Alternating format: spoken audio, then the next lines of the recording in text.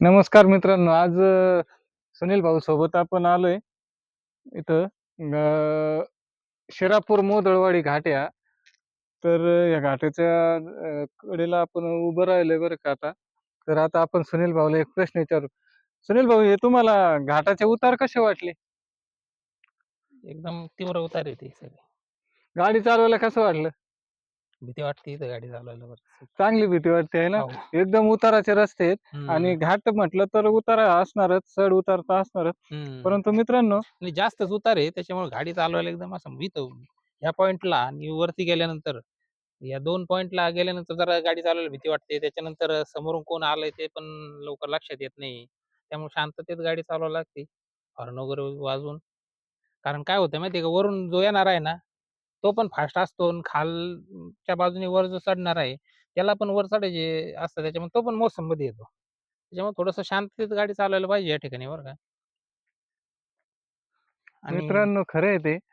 कारण वातावरण आणि उतार आणि असा रस्ता पण खूप असा म्हणजे खडतर नाहीये. एकदम घाटाचा रस्ता आहे, परंतु एकदम सॉफ्ट आहे. म्हणजे कुठेही खराब नाहीये. आता त्यामुळं पुढून गणेश भाऊ एक गाडी आलेली ती दाखवा ना किती फास्ट हे बघा, येऊ ती राहिली गाडी बघा. बघताय तुम्ही किती फास्ट आलेली आहे.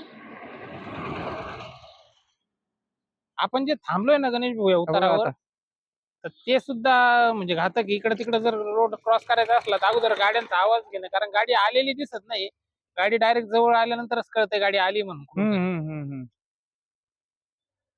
वरच्या बाजूने ज्या गाड्या येतात ना खाली, तर त्या आल्यानंतर जवळ आल्याशिवाय ह्या दिसत नाही. ठिकाणी या ठिकाणी विषय असा आहे, की या ठिकाणी जवळपास ब्रेक लागणं पण अवघड आहे. कारण एकदम मऊ रोड आहे हा, डांबरी रोड आहे. परंतु एकदम असा मऊ झालेला रोड आहे आणि नवीनच रोड आहे त्याच्यामुळं रोड चांगला आहे. फक्त विषय असा आहे, की गाड्या जोरात येतात त्या ठिकाणी आणि तर नक्कीच मित्रांनो, इथे या रस्त्याला जर कधी आले, तर नक्कीच सांभाळून चाला आणि सावकाश हॉर्न वगैरे मारून थोडंसं सावकाशच चाललेलं बरं राहील.